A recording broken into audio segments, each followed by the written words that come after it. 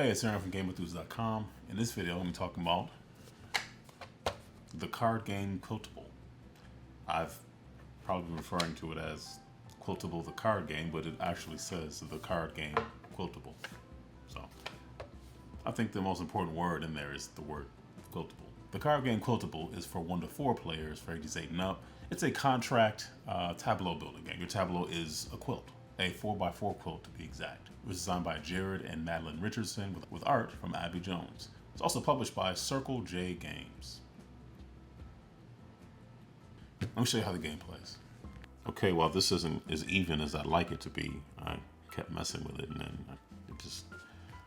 it wasn't getting any better. I even started twisting the camera and, oh, actually that does help a little. Yeah, that helps a little bit. Okay, anyway, this is the setup that you would do for a 3-player game. I'm just gonna kind of show you 1 player's quilt over here on the right side. You have 4 equal piles of pattern cards and it's surrounded by the quilt block side. So, and you have different things. You have pie, apples, pumpkins, corn, acorns, sunflowers, more sunflowers, more pie. And you can do a couple of things on your turn. You can take up to 2 actions on your turn. One thing you can do is you can plan. You would take a pattern card and put it in your area. So you get 3 points every time you get an acorn next to a leaf. I didn't mention earlier, these are leaves. They look like leaves, don't they? Right? And it shows you a little image of what's on the other side. It doesn't really matter because this is it doesn't really matter what's on the other side. It's a pumpkin, but that's kind of irrelevant. So, and that's something that you can score because it's in front of you in your area. You're building your own 4x4 quilt. That's one thing you can do. Another thing you can do is you can choose 2 to 3 different quilt blocks and put them in your area. So let's say I went around again, I had another turn. I have this, it scores 3 points. I'm probably gonna want to get, some of these things going. So probably behoove me to take, let's say I take these 2 and put them in my area. Look at that.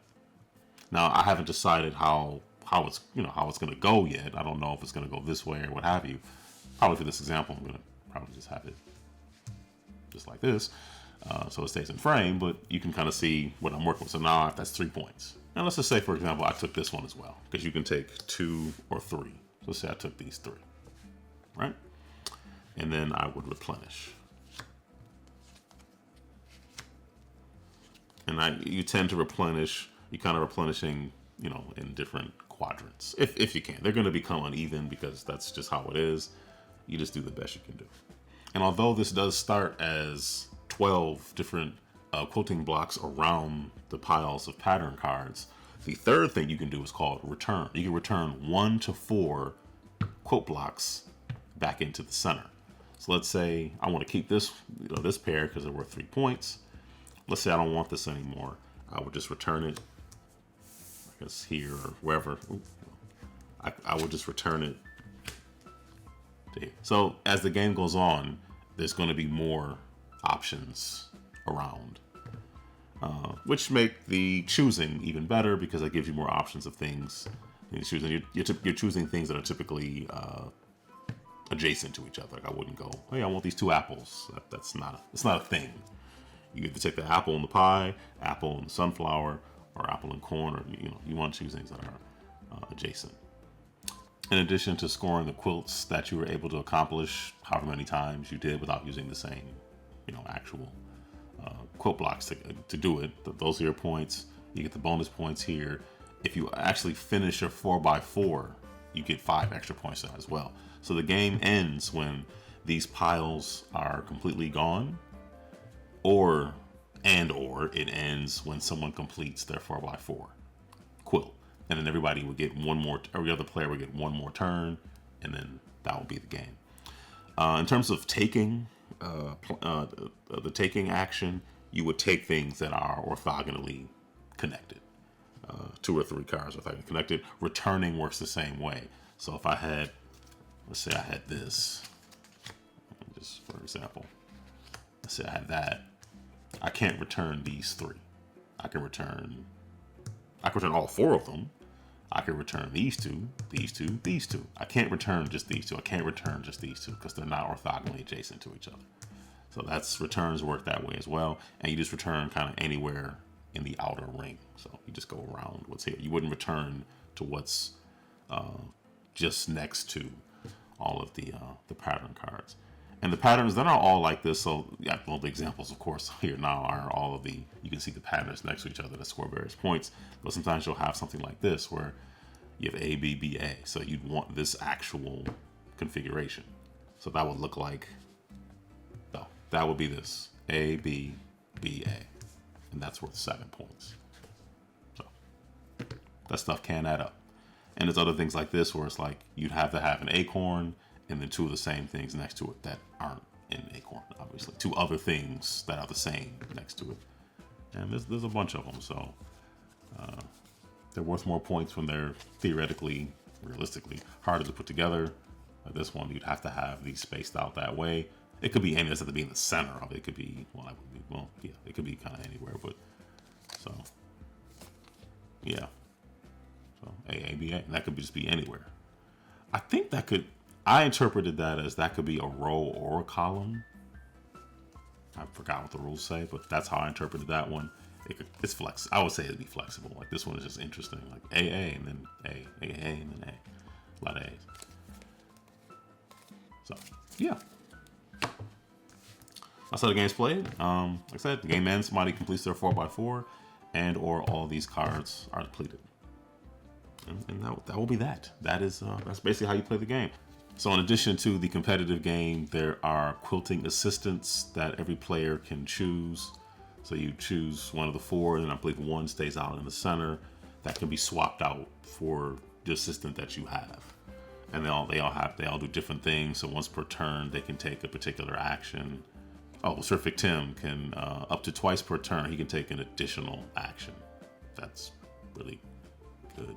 And then some of these, a subset of these players are actual, like the AI for the solo mode. So I believe Granny Smith is considered like the easy mode. Terrific Tim is considered medium. Gifted Gladys is considered the hard mode. And then Big Billy is considered like the hard mode. And these would be taking away options from you as you move this, I didn't show this before, but the Quilt Master, I guess, card around, and that kind of dictates where the AI's actions, I don't know, it means a different thing now, takes place to change things up and sort of remove options from you, which makes the game more challenging. So, yeah, so that is Quiltable, the card game. So it's interesting. It says it's 1 to 4 players, which it is. Ages 8 to 199 years. So they got people covered pretty much. I like how on the rules actually says 1 to 4 players, 1 to 8 with 2 copies. Okay. The only thing about that is like I think the only game I've ever done that, the 2 copy thing, is maybe the game Number or Numbers. This is an aside, obviously, but just splitting things up always seemed like a lot of work. You play with 8 people, and yeah, that seems like a lot to have to divvy up because there aren't necessarily like unique numbers or anything on all the cards. But if that's if you're into it, like that, then hey, go for it. Anyway, I'm just rambling. Quiltable the card game. Let me tell you what I think. I think Quiltable is okay. It's all right. It's nothing that I'm probably gonna suggest to play. If somebody said, "Hey, Aaron, you want to play Quiltable?" I wouldn't say no. I think it's fun to play. I just don't see myself playing it very frequently. And it's not because it's a terrible game or it's horrible. Nothing of the sort. It is a fun game. It just felt kind of ho-hum. I don't know. And I understand the color scheme that the game goes for. There's a lot of like fall colors in it. And I get that. A lot of fall like stuff. But, and I get like the textured look. All those things make perfect sense. It just, when I actually played the game, and it's funny, I really thought that the ability to put back cards would just make it, because that's something you typically can't put back cards. Like most games, or put back resources. In most games, like in Azul, you can't put stuff back. You take and you place. Those games you take and you place. You made a decision to take it, you got it. And I appreciate the flexibility of the game. And I thought that was gonna like really separate it out. It made it works. It doesn't. I guess in some ways it can make the game longer. Well, here's the thing. There's what 90. There's 96 quilt cards, so the game can only go but so long before you run out of cards. Maybe depending on your player count, if you're not playing like a 4-player game, maybe 2 players, possibly 3 would make the game go too long because nobody's getting to their 4x4 because they're constantly putting things back. Well, not constantly, but just frequently enough where it just extends the game. Anyway, that's not really the point. One is, like, I do think the game was fun. I don't want anybody to walk away from this thinking I despised it, hated it, none of those things. I did enjoy my plays of it. It's just not something that I'm going to come back to regularly.